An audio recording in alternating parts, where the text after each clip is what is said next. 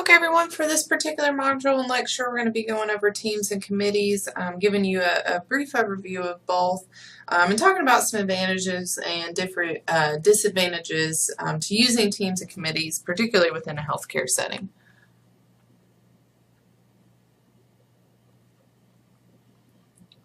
So the first thing as I bring this slide up that I want to make sure to go over and make sure to point out is that all departments, particularly within a healthcare facility, and I'm sure this is true across other industries, but particularly in a healthcare facility, departments are very interdependent on each other.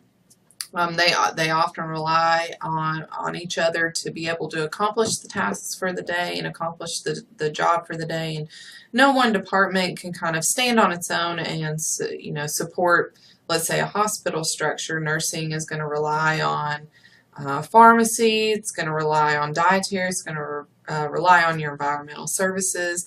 So each department is really interdependent on the other departments. So it's important that we kind of foster this team atmosphere so that we make sure we're all working together as a team and no one's kind of working independently or kind of going rogue on their own.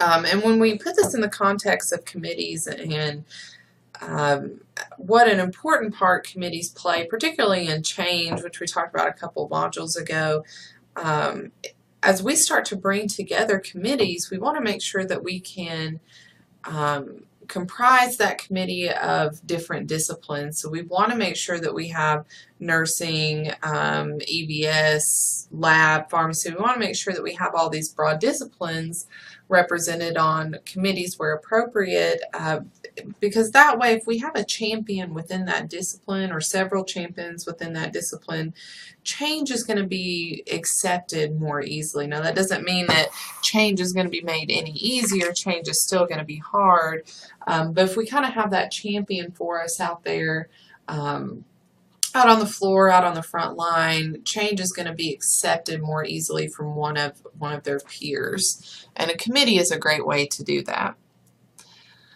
But as we talk about some benefits of committees, it's important to note, and it's important, I think, for me to bring up and talk to you guys about are the disadvantages. You know, with everything there's advantage and disadvantages, and committees are no different.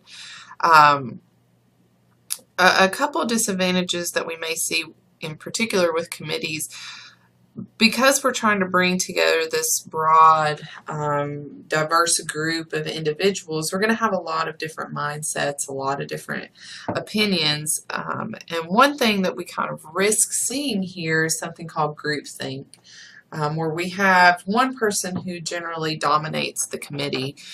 So what I mean by that is, you know, you'll hear, if you haven't already, and you may hear this when you start out into your career, in regards to committees, you know, if we have 10 people on a committee and these 10 people are agreeing all the time, then we have 9 people on the committee that don't need to be there. We shouldn't be agreeing wholeheartedly on everything all the time. It's healthy to have debate. It's healthy to have that debate back and forth with each other. And what we're trying to come to is not one person kind of setting and making the decisions, but we want some compromise. We don't want weak compromise and weak decisions made, but we want that healthy level of debate. We want that healthy level of back and forth presenting of different opinions. And what we're trying to reach is a consensus. And unfortunately, sometimes committees, depending on how you structure them, can lead themselves to some kind of level of groupthink if we're not careful.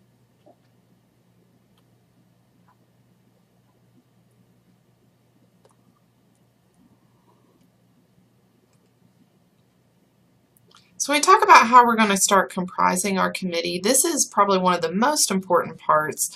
Composition of your committee is just so very important. One thing we want to make sure to watch out for, and we may put ourselves in a little bit of danger of experiencing, is that we don't put people on the committee that are of the same organizational rank. because it's likely if we have a lot of higher level executives on the same committee as maybe lower level managers, mid-level managers, it's likely those higher levels are going to dominate the committee. They may often discourage people to speak up. So we may kind of be extinguishing innovative thoughts and ideas before we can even get them to the forefront.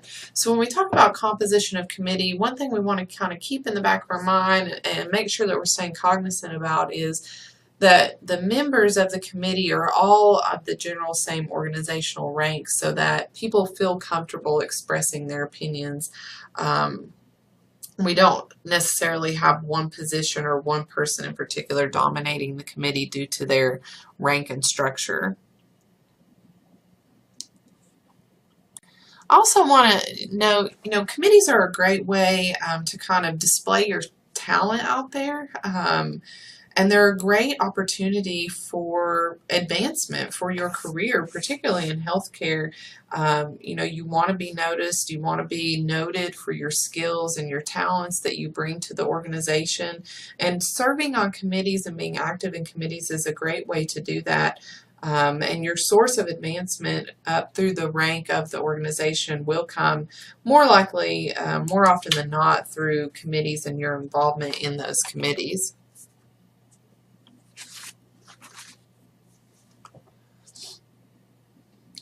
So the role of the chair of the committee, if you ever find yourself chairing a committee, just, make sure to remember this. That particular role, that chair, or, if you do find yourself in that particular role, you are going to set the culture for the committee. And people are going to be watching how you act, how you conduct yourself. So we want to make sure that we're setting a role of compromise, that we're setting a role of open idea exchange and flexibility, and not a culture of domination. Because if we have a chair that kind of dominates, what we're going to see, like I said earlier, is we're going to see the extinguishment of ideas, of creativity. So we want to have, a great diversity in our committees. Because there is going to be strength and diversity. So we want to be very cognizant, if you are serving in the role of a chair of a committee, what tone and what kind of culture you're setting and displaying for those that are serving on the committee with you.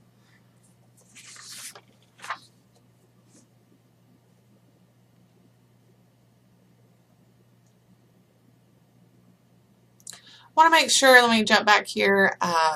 Make sure to view this video. I'm not going to play it within the context of this particular lecture, but make sure to go back and watch it. It's a funny way to kind of get the point across regarding running effective meetings.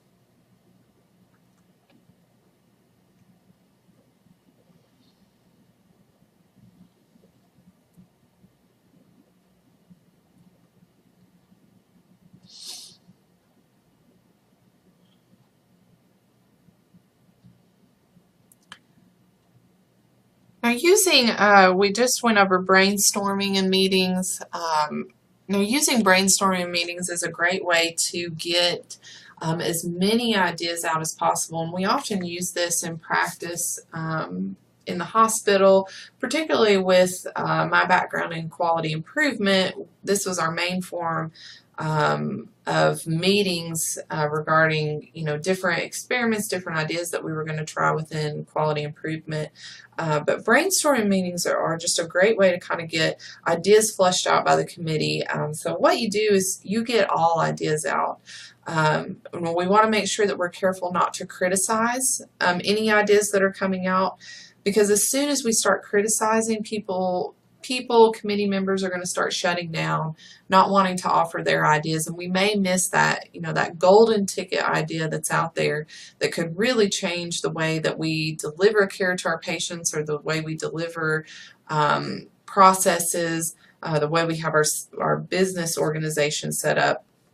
So we don't want to limit ideas, we don't want to limit creativity, so we want to encourage our committee members to get all the ideas fleshed out on the table, and then we can go through as a committee and as a group and start evaluating each of those ideas. I want to caution against vote taking during meetings such as this, because our goal with this is to reach a consensus. Now, I know oftentimes vote taking does happen within certain contexts and meetings, but in this case in particular, vote taking can kind of be a little detrimental because, it goes back to Stephen Covey. We want to avoid that win-lose mentality. When I win, you lose. What we don't want to do, and what oftentimes happens when we do this vote taking structure, is we start to pit some against others. So the last thing we want to do is for a committee member to go back to their department and say something to the effect of, well, I was outvoted or I was overruled. We want to make sure that we're coming to a consensus as a group. That's our whole goal of serving on these committees. So it's better, as often as we can avoid it, or as much as we can avoid it, to not do this formal voting structure, but rather come together as a committee and reach a consensus.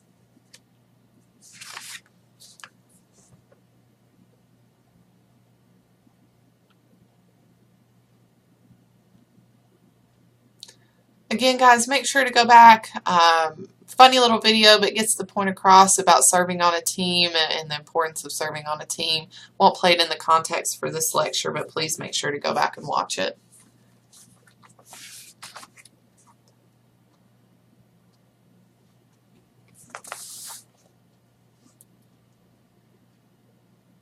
We covered forming, storming, norming, and performing in an earlier lecture. We're going to end here. I'm not going to add anything additional to this slide since we did already cover it.